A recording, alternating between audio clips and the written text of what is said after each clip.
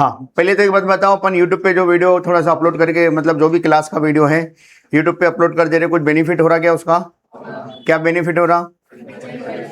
Revision के लिए काम में आ रहा है क्या? ठीक, अभी रिसेंट में है, ठीक है, यही चीज आपको बाद में काम में आएंगी। बाद में मतलब जब आप 3-4 महीने बाद भूल जाएंगे, आपको लगेगा कि भूले जैसा, तो तब आप रिवाइज करके इंटू 2 की स्पीड में कर सकते हैं। बाद में अपन रिवीजन वाली सीरीज तो बाद में चलाएंगे, लेकिन उसको टाइम है, ठीक है, पेपर के लास्ट पेपर जब चालू होते हैं उसके 2 महीने पहले, 3 महीने पहले। लेकिन उससे पहले अगर आपको रिवीजन करना है तो आप यहाँ से रिवाइज अच्छे से करके टेस्ट में अच्छा स्कोर कर सकते हैं, ठीक है। तो आज अपन क्या देखेंगे? कल अपन सोनोमीटर पूरा पढ़ लिए थे अच्छे से, आज हम लोग सोनोमीटर के क्या देखेंगे? न्यूमेरिकल देखेंगे, न्यूमेरिकल, ठीक है। तो पहले टेक्स्ट बुक के सॉल्व न्यूमेरिकल देखेंगे, साथों साथ जो एक्सरसाइज में वो भी न्यूमेरिकल देखेंगे सोनोमीटर के, ठीक है। तो आपको सोनोमीटर की पूरी आइडिया है, कल अपन पूरा डिटेल में देखे थे, ठीक है। तो पढ़ते पढ़ो, क्या पूरा question? A sonometer wire of length कितना? 50 centimetre is stretch by keeping weights equivalent to 3.5 kg, ठीक है। आगे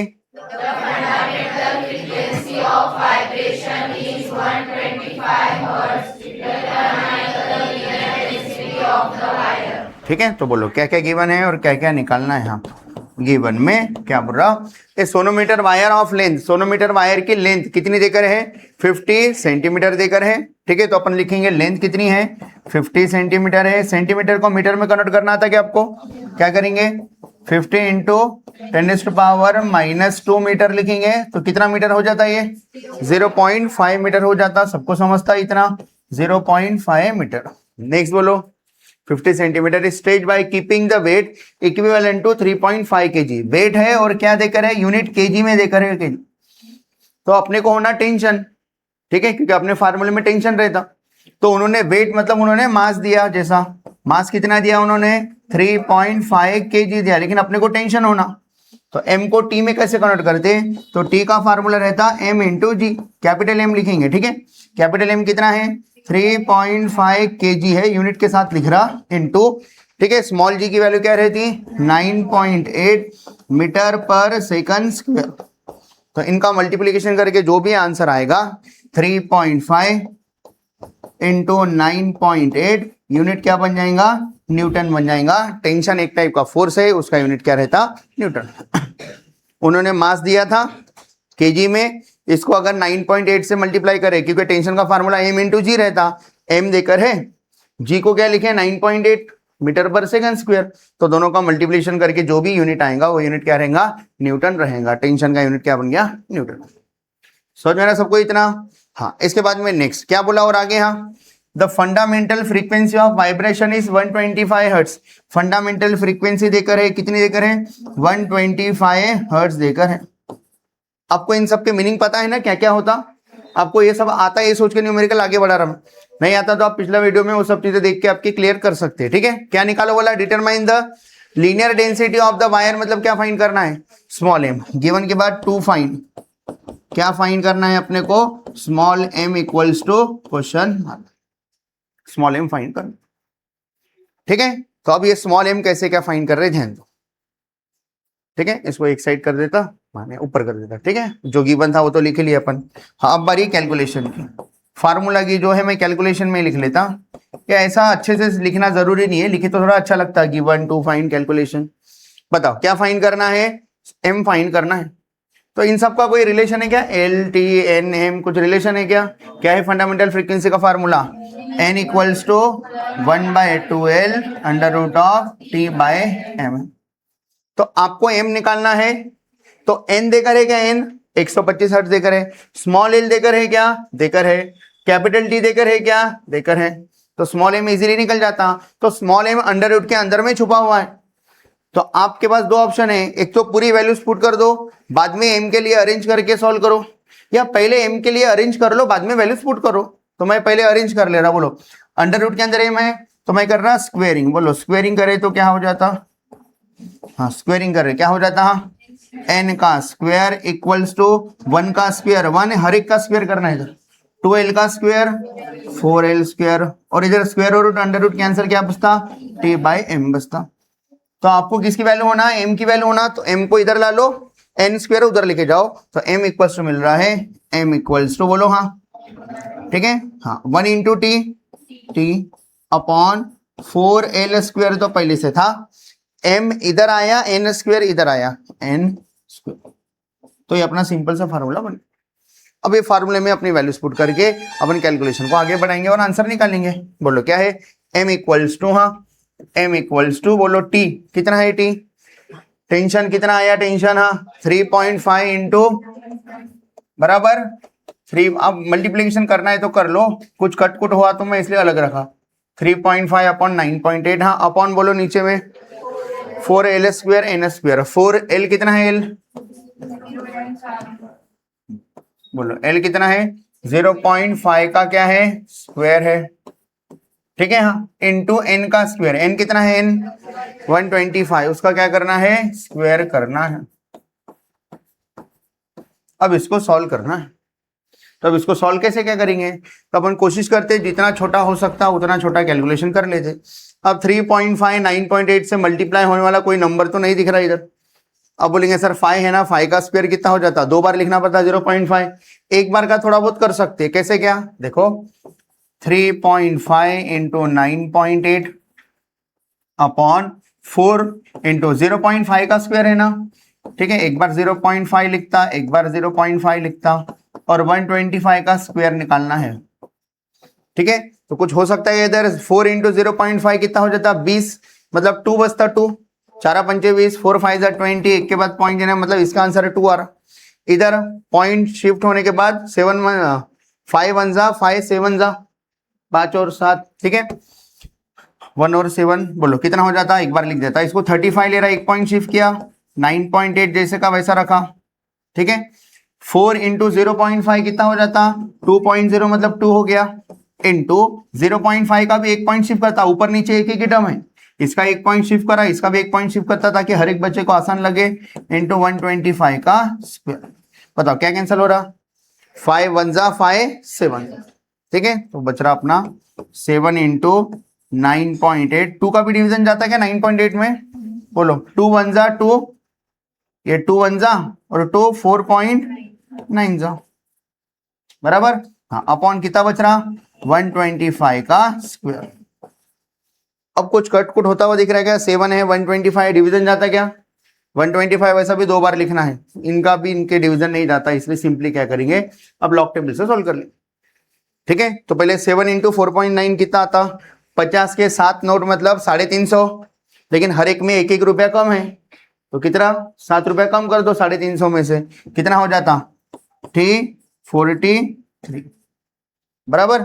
ये 50 मानो, इसको 50 के 7 नोट कितने हो जाते 350, लेकिन 50 नहीं था, ये 49 था, तो सब में से 1 रुपया कम करो, 7 रुपया कम करो, तो 350 में से 7 रुपया गया 343, और कितने के बाद पॉइंट देना है, 1 के बाद पॉइंट देना है, अपॉन अब 125 का स्क्वायर करना है, स्क्वायर करो, ठीक है। या लॉग टेबल में डायरेक्ट सॉल्व करना है, डायरेक्ट सॉल्व करो, आपकी मर्जी, 2 ऑप्शन है, 125 2 बार लिखो या 125 का स्क्वायर करो, 3 डिजिट का स्क्वायर है, थोड़ा बड़ा सा नंबर आता, ठीक है, इसलिए मैं इसको ऐसे रख रहा 125 का स्क्वायर।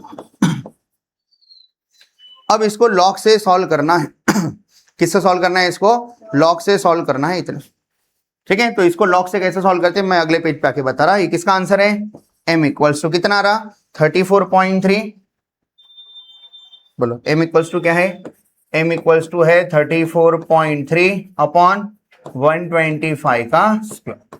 तो सबके लॉग के कंसेप्ट क्लियर है, तो जिसको लॉग के कंसेप्ट क्लियर है वो तो 1 मिनट के अंदर पूरा कैलकुलेशन कर लेता, लेकिन कुछ बच्चों को नहीं आता होगा ये सोच के मैं पढ़ा दे रहा। तो लॉग का कंसेप्ट कैसा रहता है, देखो taking log on both side लेते, इधर भी लॉग लगाते, मैं रफ में करके समझा रहा लेकिन अच्छे से समझा रहा, इधर भी लॉग लगाए इधर भी लॉग लगाए, taking log on both side.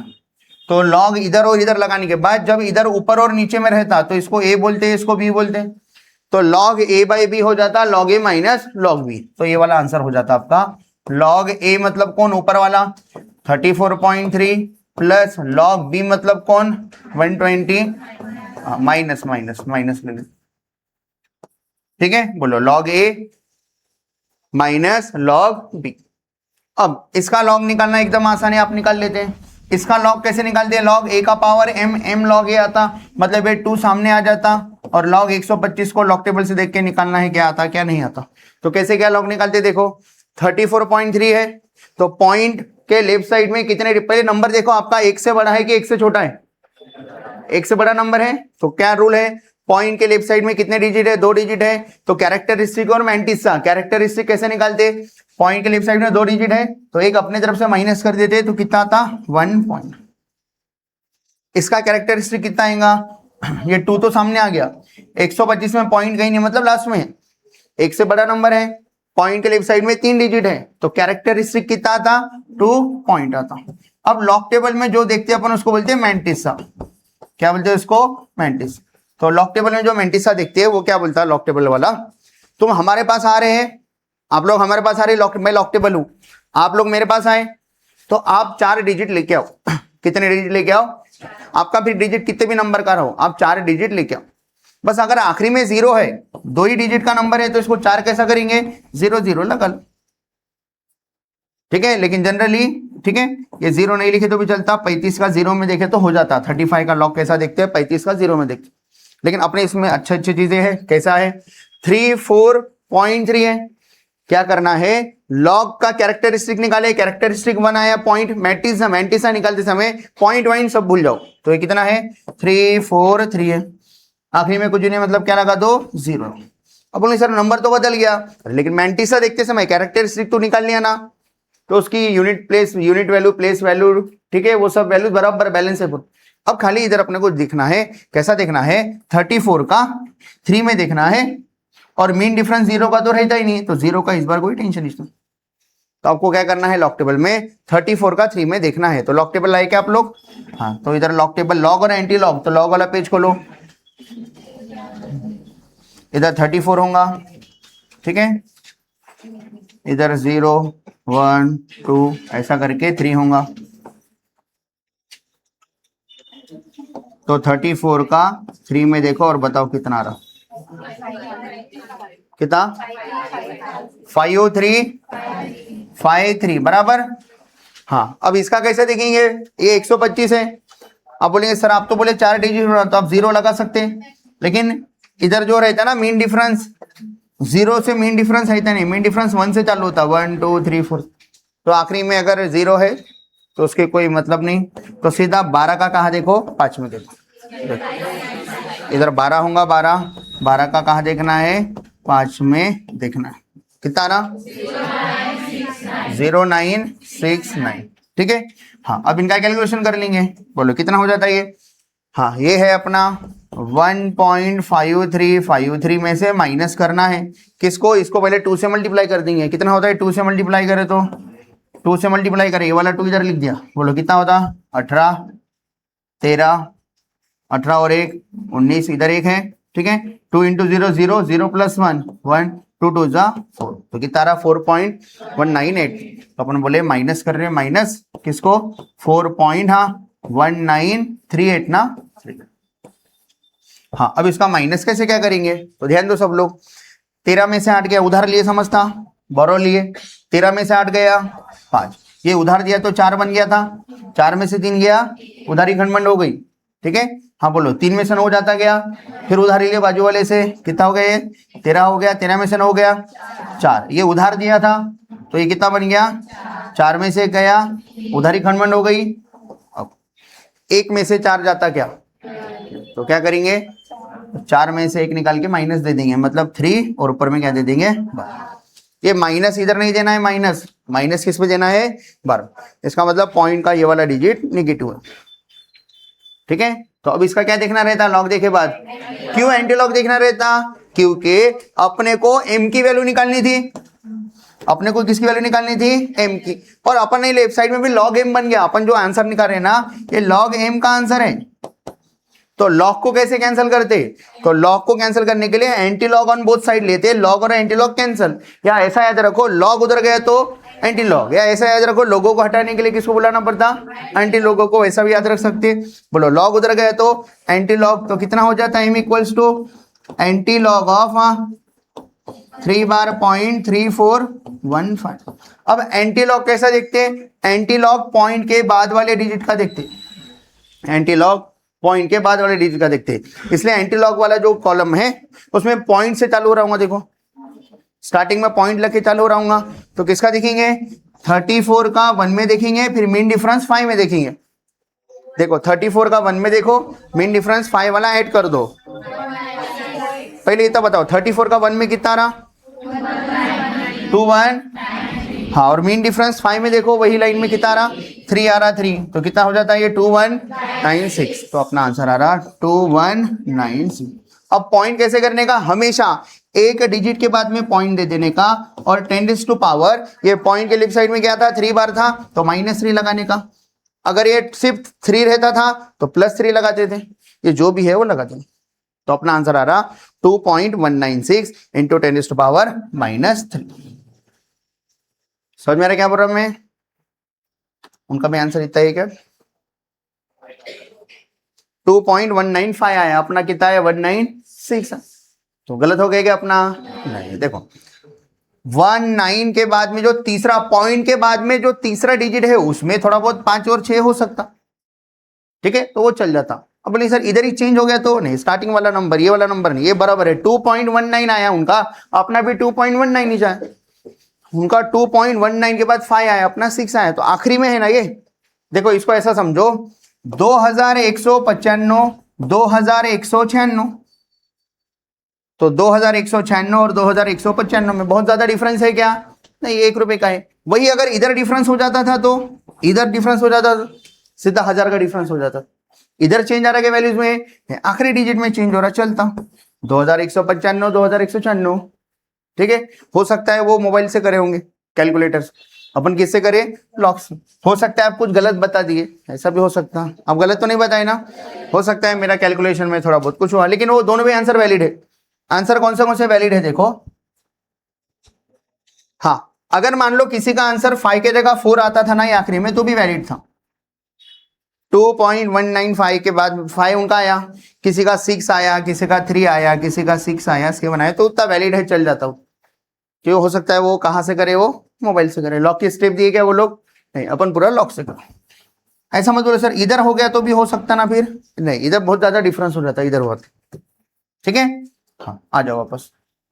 तो कितना अपना answer? 2.196 into 10 to power minus 2.196 into 10 to power -3। Unit क्या आएगा एम का? लीनियर डेंसिटी का यूनिट क्या था? केजी पर मीटर, केजी पर। अब आप बोलेंगे सर लॉक से तो बहुत ज्यादा टाइम पास होता। टाइम पास नहीं होता, कैलकुलेशन इजी हो जाता लॉक से। अब बोलेंगे सर अपने को इतना टाइम लगा, मैं आपको समझाए करके टाइम लगा। मान लो आपको पहले से आता, कुछ बच्चों को पहले से आता लॉक, मैक्सिमम बच्चों को, तो मैं उतना नहीं समझाता था। मैं क्या करता था सीधा, देखो शॉर्टकट में क्या करता था मैं भाई, सीधा क्या करता था, ये लॉग है ना लॉग, तो लॉग 34 पॉइंट ऐसा बाजू में लिख के बताए तो अच्छा लगता पेपर चेक करने वाले को, ठीक है। सीधा कितना रहा कैरेक्टरिस्टिक्स? हाँ, पॉइंट के लेफ्ट साइड में 2 डिजिट है तो क्या लिखो? 1.34 का 3 में जो भी आ रहा है लिख दिए, बराबर। हाँ, अब नीचे का लॉग निकालना है तो क्या लगा के लिखते? माइनस, ठीक है, माइनस। हाँ, लेकिन ये 2 है ना 2, तो पहले इसका लॉग निकाल लेता था, फिर 2 से मल्टीप्लाई करता था। तो सिंपली क्या करता था मैं, 125 का लॉग कैसे निकालता? पॉइंट के लेफ्ट साइड में 3 डिजिट है तो 2.12 का 5 में देखता था, जो भी आ रहा लिख दिया। इसको किससे मल्टीप्लाई करता था? 2 से मल्टीप्लीकेशन करके जो भी आंसर आ रहा वो इधर लिख देता था और माइनस कर देता था, बराबर। फिर ये किसका आंसर? लॉग का पूरा कैलकुलेशन हो गया। आखिरी में क्या करते हैं? एंटी लॉग हो गया ना। 3-4 स्टेप में तो आंसर आ रहा, उतना थोड़ी टाइम लगता था। आपको समझाया करके टाइम गया, नहीं तो बहुत शॉर्टकट में हो जाता। समझ में क्या बोल रहा मैं? हाँ, किसी को नहीं समझा तो ये डिटेल में है अपने पास में, पूरा डिटेल में समझा दिया क्या करना है क्या नहीं करना। समझ गया सबको?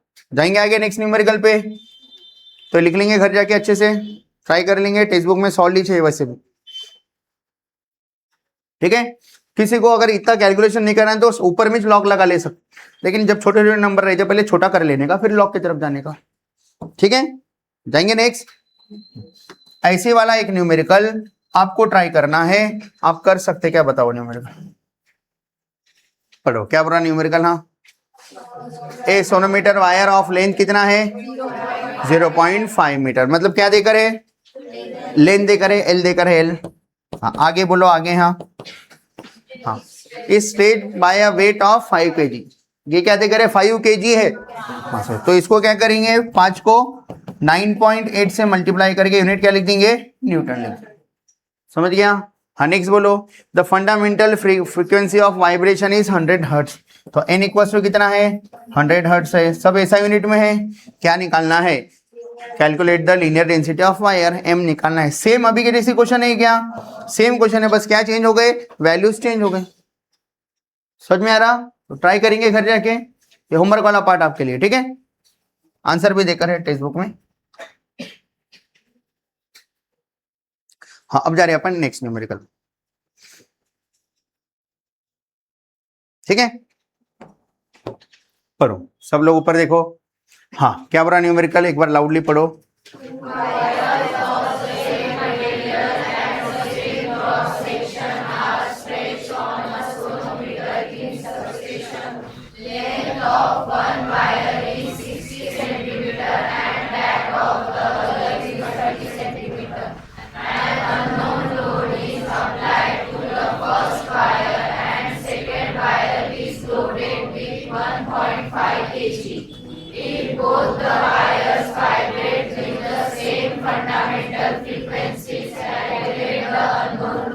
तो क्या बोला देखो, सबसे पहले स्टार्टिंग के 3 लाइन का मतलब देख लेते हैं।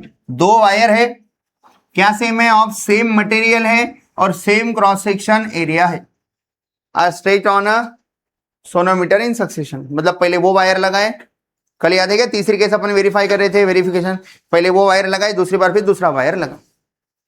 अब ये सेम मटेरियल और सेम क्रॉस सेक्शन का मतलब क्या होता, तो ध्यान दो सब लोग। पता स्मॉल एम मतलब क्या होता, linear mass density. Small M मतलब लीनियर मास डेंसिटी का फार्मूला क्या रहता, मास पर यूनिट लेंथ। सबको याद है फार्मूला, मास पर यूनिट लेंथ। बताओ मास का फार्मूला डेंसिटी के फॉर्म में क्या रहता, डेंसिटी का फार्मूला क्या रहता, डेंसिटी को रो से लिखेंगे, रो इक्वल्स टू हाँ मास अपॉन क्या रहता, वॉल्यूम रहता, वॉल्यूम। तो मास का फार्मूला डेंसिटी के टर्म्स में क्या हो जाता, mass equals to rho into volume. तो मैं क्या लिख रहा, इधर जो मास है इसको रो इंटू वॉल्यूम लिख रहा, अपॉन क्या है एल है एल। बोलो सब लोग, रो इंटू एल। बताओ वॉल्यूम का फार्मूला क्या आ जाता वायर के लिए, वायर कौन से शेप का दिखता आपको, वायर सिलिंड्रिकल शेप का दिखता वायर। तो सिलेंडर के एरिया, वॉल्यूम का फार्मूला याद है क्या, area of base into height. Area of base क्या है, सर्कल है, सर्कल के एरिया का फार्मूला पाई आर स्क्वायर, इसको लेंथ से मल्टीप्लाई कर दो तो कितना आता, pi r square l, pi r square l. Pi r square को एरिया बोल सकते क्या, ए बोल सकते, पाई आर स्क्वायर को जो अपन ए बोल सकते। बताओ कुछ कैंसिल हो रहा है क्या, इधर क्या कैंसिल हो रहा है, एल और एल। तो क्या बचता, rho into pi r square को ए बोल सकता, किसका फार्मूला हो गया, स्मॉल एम का। रो का मतलब क्या है, डेंसिटी है। अगर मटेरियल सेम है तो इधर जो मटेरियल की डेंसिटी है वही मटेरियल फिर से लिया मैं, तो इधर भी डेंसिटी क्या रहेंगी, वही रहेंगी।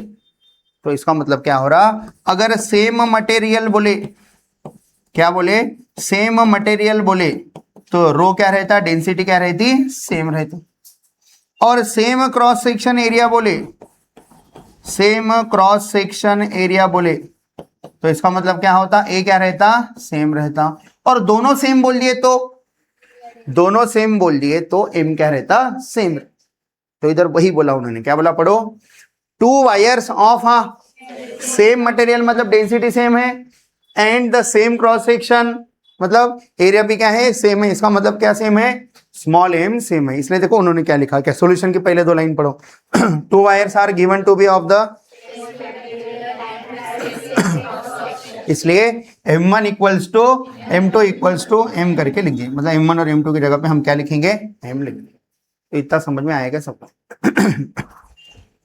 आगे, length of one wire is कितना है, 60 centimetre, and that of other is, मतलब लेंथ भी देकर है, पहले वाले की लेंथ मान लो 60 है, दूसरे वाले की लेंथ मान लो कितनी है, 30 है। आगे, an unknown load is applied to the first wire, first wire पे जो लोड लगाए वो अननोन है, क्या है आपको ढूंढ के बताना है वो, ठीक है। और second wire is loaded with 1.5 kg, second wire पे जो लोड है वो कितना है, 1.5 kg का। क्या नहीं पता आपको, फर्स्ट वायर पे जो स्लॉटेड वेट नहीं लगाती गई अपनी इधर, वो स्लॉटेड वेट कितने का है ये नहीं पता आपको। आगे क्या बोला, if both the wires vibrate with the same fundamental frequency, मतलब दोनों की फंडामेंटल फ्रीक्वेंसी भी क्या है, सेम है। सेम मतलब पहले केस में जो ट्यूनिंग फॉर्क यूज करे, दूसरे केस में वही ट्यूनिंग फॉर्क यूज करने वाले हैं हम लोग।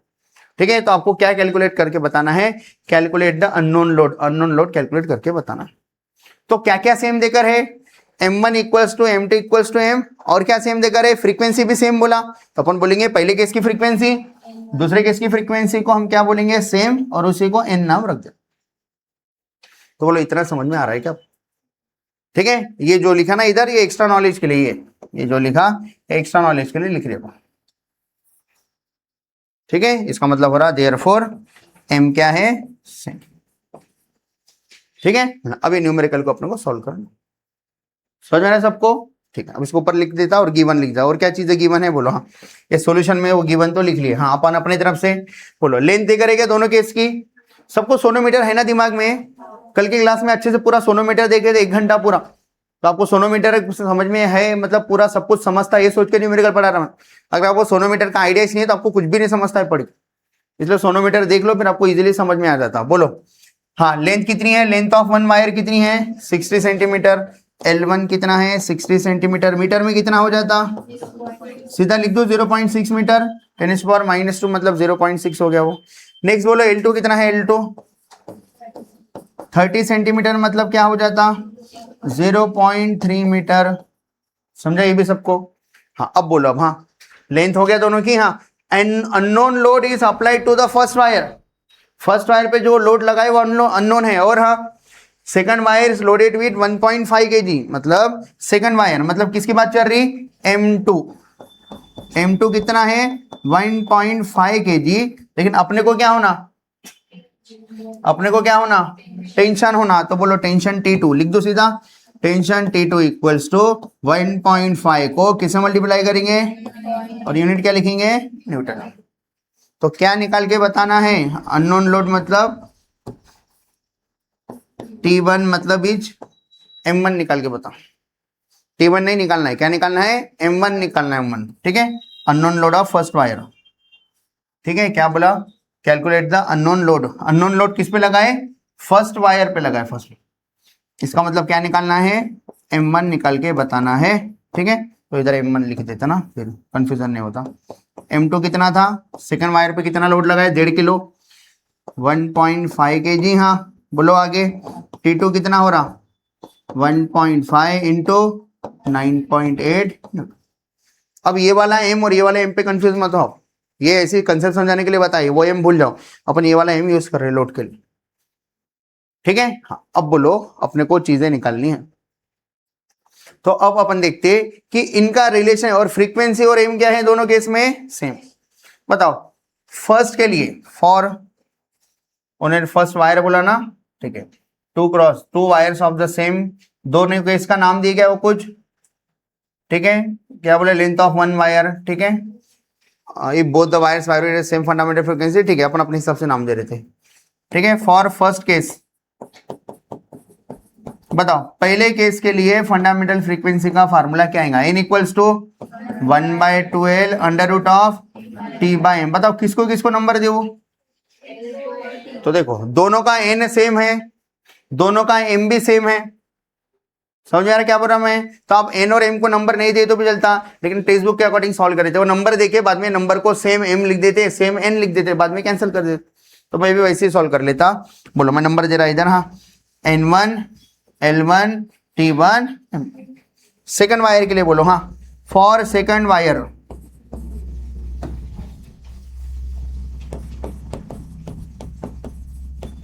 बताओ, फॉर सेकंड वायर के लिए फार्मूला क्या हो जाएगा, फॉर सेकंड वायर। हाँ बोलो n इक्वल्स टू फिर से वही फार्मूला 1/2L। हाँ आगे बोलो, अंडर रूट ऑफ T/M, लेकिन सबको नंबर क्या देंगे, 2 2 2 देंगे, 2 2 2 2। आपको निकालना क्या है, आपको M1 मतलब T1 निकालना है, T1 मिल जाता तो M1 मिल जाता। तो अपन अब दोनों को कर रहे हैं डिवाइड। ठीक है, दोनों को क्या कर रहे हैं, डिवाइड। क्या कोई बच्चा बोलेंगे सर फ्रीक्वेंसी सेम है तो LHS इक्वल्स टू RHS लिखो, वैसा भी कर सकते हैं, आपकी मर्जी।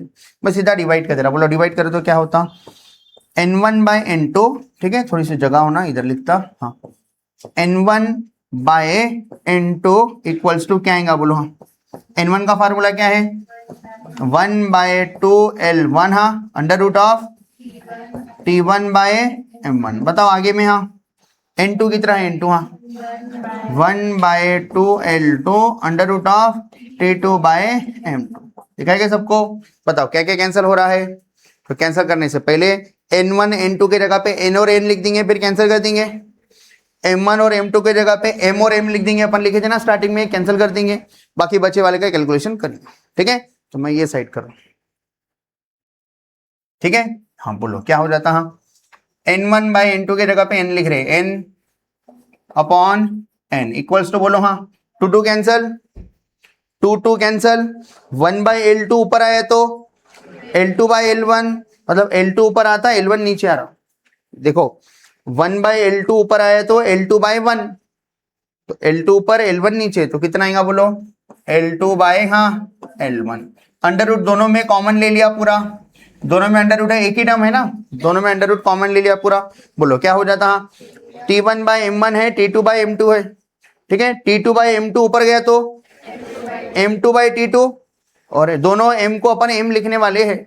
पहले T का बोलो कितना हो जाता? T का खाली T का देखो, ये T1/M1 है, T2/M2 है, T2/M2 ऊपर गया तो M2/T2, मतलब T1 के नीचे कौन आ रहा? T2 आ रहा। T1 के नीचे कौन आ रहा? T2 इंटू हाँ M वाला बोलो। हाँ ये T2/M2 ऊपर गया तो M2/T2, तो M2/M1 बचता है, तो दोनों की जगह पे क्या लिखेंगे? M और M। बताओ क्या कैंसिल हो रहा है? N MM कैंसिल, तो क्या बच रहा बोलो इधर? 1 इक्वल्स टू हाँ L2/L1 अंडर रूट ऑफ हाँ T1/T2 बराबर। ये इधर लेके जाके वैल्यूज पुट कर देता। बोलो कितना रहा? L1/L2 बराबर equals to under root of हाँ T1/T2। कोई बच्चा ये स्टेप पे डायरेक्ट पहुंच सकता था, कोई बच्चा ये स्टेप पे डायरेक्ट पहुंच सकता था। कैसे, क्या बता सकते? कैसे क्या? पहले फार्मूला लिख दो। क्या formula? N equals to 1/2L under root of T/M। बताओ L और T दो ही चीजें वेरिएबल है ना, L और T दो ही चीजें वेरिएबल है, बाकी सब कांस्टेंट है। तो L और T का रिलेशन क्या आता? L और T का रिलेशन, तो अपन बोलेंगे इफ N और M अगर कांस्टेंट है, N और M क्या है? कांस्टेंट है, तो L और T का रिलेशन क्या आता? L उधर गया, तो L is directly proportional to under root of T। क्या बोल रहा मैं? N और M क्या है? कांस्टेंट है। देखो ना M और N कांस्टेंट है, गिवन नहीं क्या स्टार्टिंग में? M और N क्या है? सेम है, इक्वल है। ठीक है, मतलब दोनों केस में इक्वल है, सेम है, मतलब कांस्टेंट है दोनों केस में। तो N और M अगर कांस्टेंट है तो बचता कौन? L और T। 2 तो नंबर है, कांस्टेंट ही है वो, तो L इधर न्यूमरेटर में आ गया, तो अपन बोलेंगे L is directly proportional to under root of T। फिर बोल सकते डायरेक्टली रिलेशन आया तो L1/L2 equals to directly proportional है, तो 1 2 नंबर दिए तो इधर भी क्या देंगे? 1 2 नंबर। इनवर्सली रहता था तो इधर जो नंबर दिए इधर उसका उल्टा नंबर। तो समझ में आ रहा है क्या? अब ऐसा भी कर सकते। ठीक है बेटा, तो ये हाँ बोलो वैल्यूज पुट करो। कितना कितना है यहाँ? L1 कितना है? दिख रहा सबको? हाँ बोलो L1 कितना है? L1 0.6। हाँ L2 कितना है? L2 0.3। हाँ equals to under root of T1। T1 कितना है? T1 नहीं पता, T1 निकालना है। हाँ T2 बोलो कितना है? T2 1.5 into 9.8। हाँ बोलो कितना हो जाता? 1/2, मतलब 2/1 हो जा रहा, मतलब कितना बच रहा? 2 इक्वल्स टू, और ये अंडर रूट के अंदर कितना है? ठीक है, अंडर रूट के अंदर T1 अपॉन, नेक्स्ट स्क्वेयरिंग के करने वाला हूं ना, अपने को जो निकालना है वो किसके अंदर छुप के है? अंडर रूट के अंदर में छुप के है। तो ऐसे केस में क्या करते अपन? स्क्वेयरिंग करते। बोलो स्क्वेयरिंग करे तो क्या हो जाता? हाँ 2 का स्क्वायर क्या हो गया? 4 इक्वल्स टू, इधर से स्क्वायर और रूट कैंसिल, क्या बचता?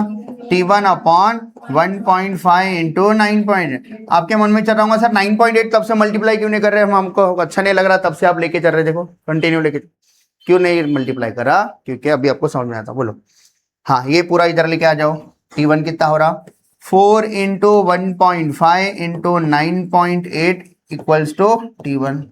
अब सिर्फ इन दोनों का मल्टीप्लिकेशन करता हूं, कितना हो रहा, तो T1 हो रहा 6 इंटू 9.8, यूनिट क्या है ये, न्यूटन है, न्यूटन, तो मेरे को तो मास होना, तो 9.8 लग के है न्यूटन के साथ, तो इसका मतलब ये mg है, तो m कितना है, m T1 है ना, तो ये m1 होगा, तो देयरफॉर m1 इक्वल्स टू कितना हो रहा 6, यूनिट क्या आएगा, इसलिए मैं 9.8 को बचा कर लूं, ठीक है, तो बोलेंगे देयरफॉर अननोन लोड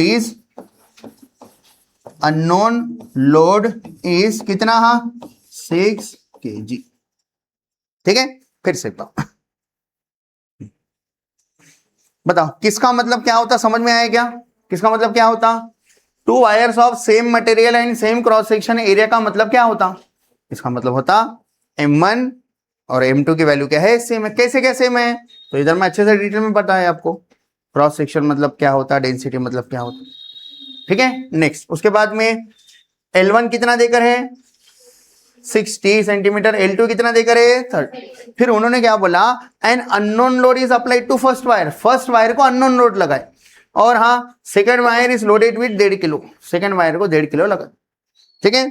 हाँ उसके बाद में एक मिनट, हाँ उसके बाद में क्या बोला उन्होंने, if both the wires vibrate with the same fundamental frequencies, मतलब दोनों केस में ट्यूनिंग फॉर क्या यूज करे, सेम यूज करे, सेम ट्यूनिंग फॉर यूज करे, मतलब दोनों के लिए n1 और n2 की वैल्यू सेम है, उसी को n लिख दिए, तो क्या निकाल के बताना है, कैलकुलेट द अननोन लोड निकाल के बताना है, तो गिवन लिखे, क्या क्या लिखे, ये given m1 m2 m same है, n1 n2 n सेम है, फिर उसके बाद में l1 l2 लिखे, m2 देकर था t2 में कन्वर्ट कर लिए, m1 निकाल के बताना था, ठीक है। तो पहले इसके लिए फार्मूला क्या यूज करें, n equals to 1/2l under root of t by, सबको नंबर दे दिए, सेकंड केस में सबको नंबर दे दिए, फिर दोनों को क्या कर दिए, डिवाइड नहीं करना है तो फ्रीक्वेंसी सेम है, लेफ्ट हैंड साइड सेम है तो राइट हैंड साइड सेम है, ऐसा भी लिख सकते थे आप लोग, ठीक है। तो मैं क्या कर दिया, डिवाइड करने के बाद में क्या करें अपन, इन दोनों के जगह पे क्या लिखे, n 2 कैंसल, 1/L2 ऊपर आया तो L2/L1 हो गया, फिर ये T1/M1 था, T2/M2 था, T2/M2 ऊपर आया तो M2/T2, तो T1 के नीचे T2 आया, और दोनों M2 M1 के जगह पे M लिख दिए, वैसे करें,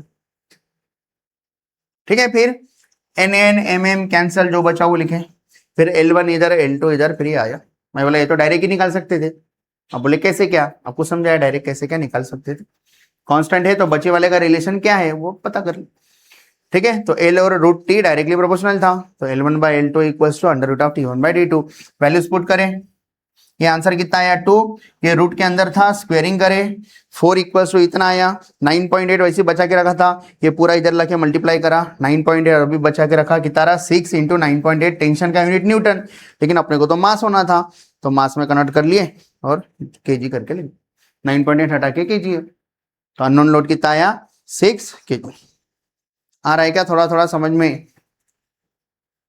ठीक है। तो ऐसे एक खुद से करेंगे आप सॉल्व, ये न्यूमेरिकल ऐसा वाला, तो कहां पर है ऐसा वाला न्यूमेरिकल, तो इधर छुप के है ऐसा वाला न्यूमेरिकल,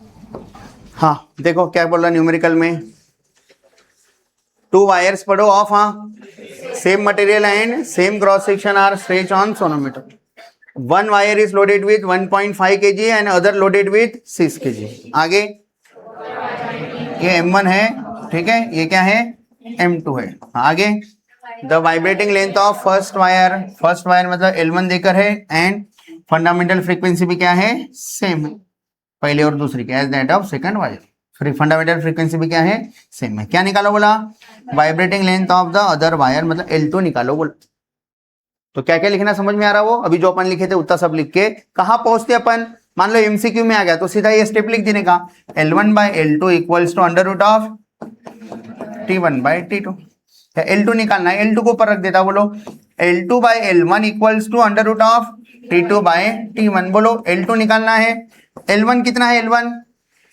60 सेंटीमीटर है, मतलब कितना हो रहा 0.6, हाँ T2 कितना है, टेंशन T2 M2 6 है, तो 6 इंटू 9.8, T1 मतलब T1 कितना है 1.5 है, तो 1.5 इंटू 9.8, 9.8, 9.8 स्क्वेयरिंग बोथ साइड करेंगे तो कितना आ जाता। हाँ L2 निकाल के बताना है, ठीक है। तो ये L2 का स्क्वायर नहीं, फिर L2 का स्क्वायर, फिर स्क्वायर उधर जाके अंडर रूट वही हो जाता, इधर स्क्वेयरिंग नहीं कर। क्यों? अगर अपना आंसर अंडर रूट के अंदर है तो स्क्वेयरिंग करते हैं, अपना आंसर बाहर में है ना तो इसको स्क्वेयरिंग नहीं करना है, स्क्वायर रूट अपना लॉक टेबल यूज करना है। कैसे क्या बोलो, क्या बोला, कैंसिल हो रहा ना, वही बोला मैं, ये कैंसिल 4 होके बाहर निकलता बराबर, ठीक है। लेकिन स्क्वेयरिंग जो कर रहा था वो स्टेप गलत है, ठीक है। L2 अपॉन 0.6 इक्वल्स टू बोलो, हाँ 1 और 4 हो रहा, रूट 4 बाहर निकला तो 2, तो L2 इक्वल्स टू आ रहा 1.2 मीटर। अगर ये बाहर नहीं निकलता था, परफेक्ट स्क्वायर नहीं आता था, तो फिर लॉक टेबल से इसको सॉल्व करते थे स्क्वायर रूट वाले में, ठीक है। फिर उधर लेके जाके मल्टीप्लाई करके आंसर। तो मैं शॉर्टकट में समझाया, एमसीक्यू में सीईटी में आया तो कैसे सॉल्व करना, शॉर्टकट में एकदम समझ गया, ये कर लेंगे। ये जाएंगे लास्ट न्यूमेरिकल पे, ठीक है। पढ़ो क्या बोल रहा है लास्ट न्यूमेरिकल। हाँ एक बार लाउडली पढ़ो सब लोग।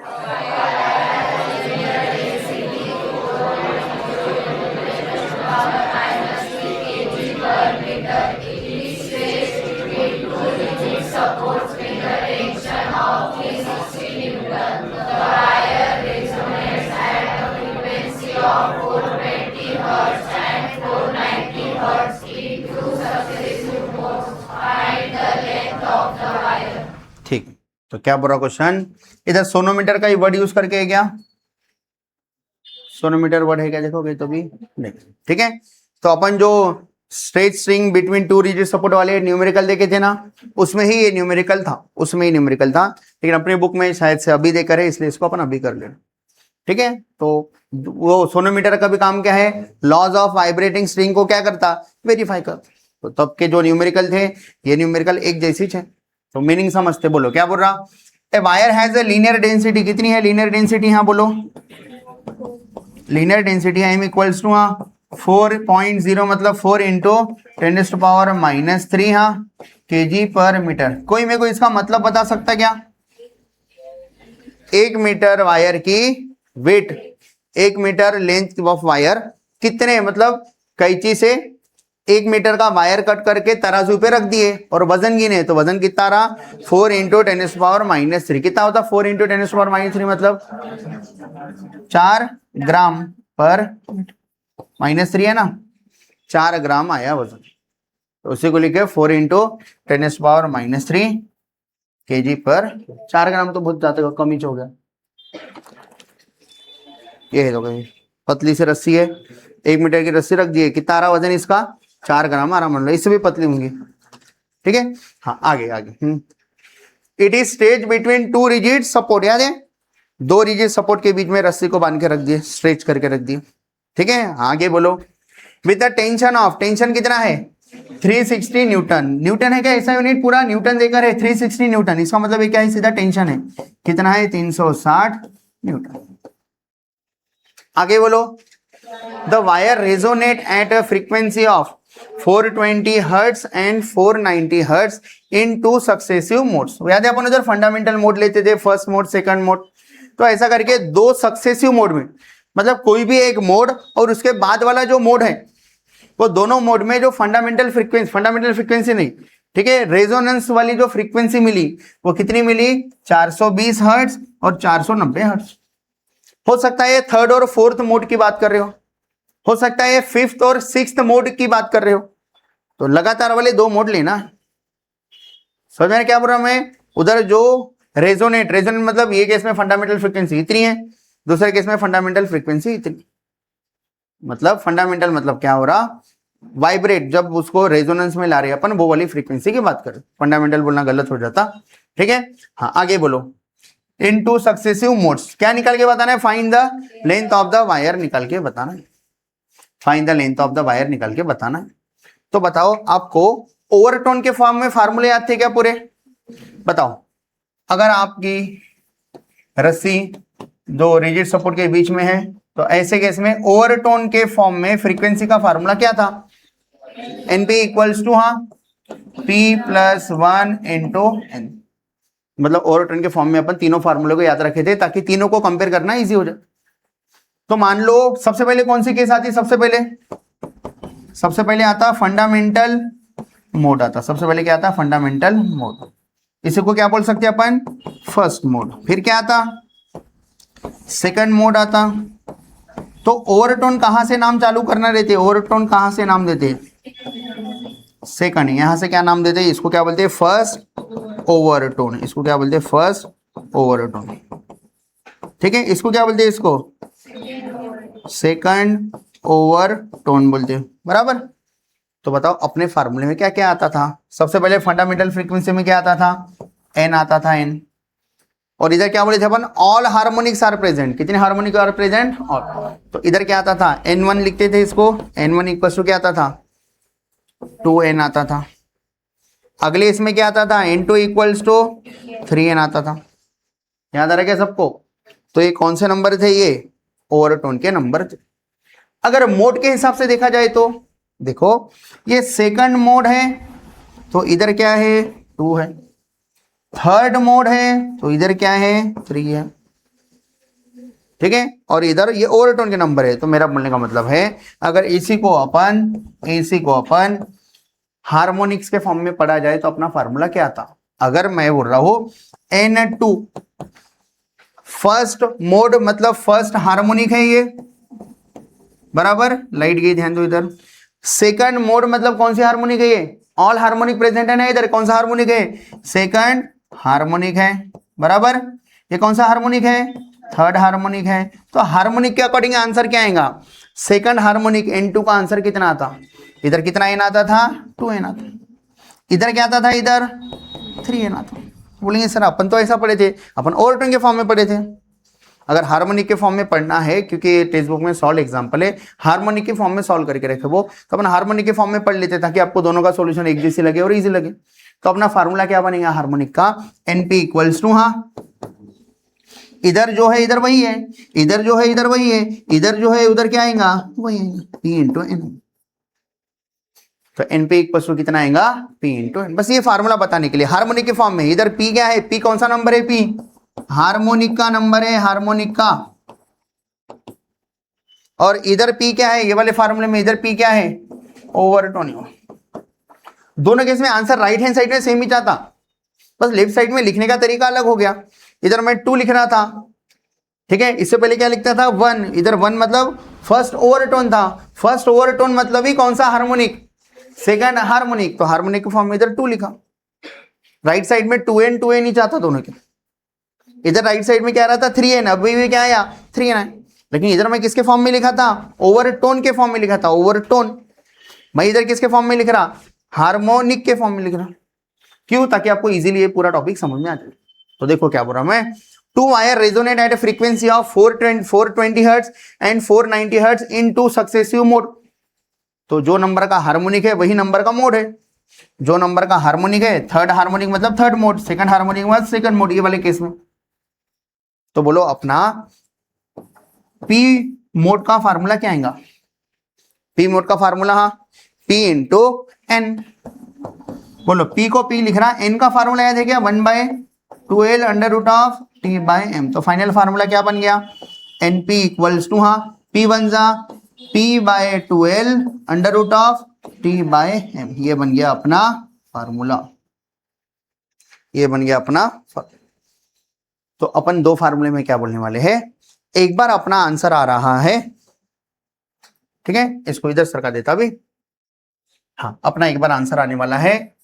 एक NP वाला मोड का फार्मूला लिखेंगे अपन, और एक बार इसके बाद वाला मोड बोले ना, सक्सेसिव मोड बोले ना। अगर इधर NP लिखा तो अगले वाले मोड का फार्मूला क्या आएगा, NP+1। और इधर ऊपर में P/2L under root of T by M आया था, तो इधर कितना आएगा P+1/2L under root of T by M। बराबर, उन्होंने खुद बोला ना 2 सक्सेसिव मोड करके। तो बोलो वैल्यूज कितनी कितनी आएंगे, बोलो NP और NP+1 में P नहीं पता अपने को, P पता है क्या, लेकिन ये पता है क्या वैल्यूज, NP पता है क्या, कितना है 420 और 490। तो एक बार 420 डिवाइड कर रहा दोनों को वैल्यूज लिख के, 490 डिवाइड भी कर दे रहा, वैल्यूज भी पुट कर दे रहा, 2L दोनों केस में वही है क्या, एल? एल नहीं देकर है ना, इसका मतलब एल सेम है, एल कट गया, बाकी सब चीजें देकर है। बोलो कितना होता? एल निकालना है क्या अपने को? हाँ एल निकालना है, दोनों केस में वही लेंथ है क्या, देख लो। अपन क्या करें, ये जो है ना अपना ये लेंथ है, ये वाली लेंथ, दोनों केस में सेम लेंथ है क्या? एक वायर को दो इसके बीच में ये कर दिए, तो दोनों केस में एल क्या है, सेम है। अभी कट करे, बाद में वैल्यूज निकाल रहे, कैसे क्या निकाल रहे देखो। अगर मान लो मैं यहां से इसको 1 और 2 नंबर दे देता, अपन क्या करने वाले हैं, दोनों को डिवाइड करे। दोनों को डिवाइड करने से अपन को पहले पी की वैल्यू मिलेंगी। बताओ एनपी पता है क्या? पता है। टी पता है क्या? टेंशन पता है? टेंशन पता है क्या? पता है। स्मॉल एम पता है क्या? स्मॉल एम, स्मॉल एम भी पता है। क्या नहीं पता? पी और एल नहीं पता। तो एल निकालने के लिए अपन सबसे पहले पी निकाल लेते, पी। अगर एक बार पी पता चल गया तो पी की वैल्यू भी पुट कर देंगे, क्या मिल जाता, एल इजीली मिल जाता। तो उसके लिए मैं दोनों को डिवाइड करो। बताओ, इधर डिवाइड करा, उधर भी डिवाइड करो। बोलो 12 12 कैंसिल, क्या बचा, पी अपॉन पी प्लस 1। हाँ बोलो कितना बचता है अंडर रूट के अंदर, ठीक है। टेंशन दोनों केस में सेम है क्या अलग अलग है? दोनों केस में सेम है। कितना है? 360 और 360, टेंशन भी कैंसिल। एम भी दोनों केस में क्या है, क्या हो सर, ऐसा ऐसा कर रहे ठीक है सर। हाँ ये भी है सर, दूर से दिखता है ठीक सर। ऐसा ऐसा कर रहे थे ना, मतलब क्या वो कौन आया करके, शक्तिमान आया हो क्या, ऐसा ऐसा। हाँ 420 upon 490 equals to P upon P plus 1 लिखे, और ये सब सेम है दोनों केस में, तो ये सब कैंसल, इधर कुछ नहीं लिखे तो भी जमता। तो पी मिलता क्या, बताओ यहां से पी मिलता क्या, बताओ। 7 7 का डिवीजन, 0 0 कैंसिल, कितना रहा 6/7 P upon P plus 1। P P नहीं होता, बोलो क्रॉस मल्टीप्लाई करो कितना होता, 6 into P plus 1, 6p plus 6, p plus 1 6 को मल्टीप्लाई करे इक्वल्स टू 7p। 6p इधर आए तो माइनस 6p, तो p का आंसर कितना रहा। अगर p मिल गया तो p की वैल्यू पुट करो इधर, आपका l मिल गया। कैसे क्या, बोलो np कितना है, np 420। p पता चल गया ना कौन सा मोड है, ये 6 है, तो अगला वाला 7 है, तो मैं इधर ही पुट कर दे रहा, 6 अपॉन 2 l निकाल के बताना है l। Under root of tension कितना है, टेंशन 360, और m कितना है, m है 4 इंटू 10⁻⁻3। यही कैलकुलेशन कर लेंगे क्या, बोलो अपन खुद ही कर लेंगे। बोलो कितना आ रहा, हाँ l निकालना है, l को इधर लाता, सबको इधर ला लेता।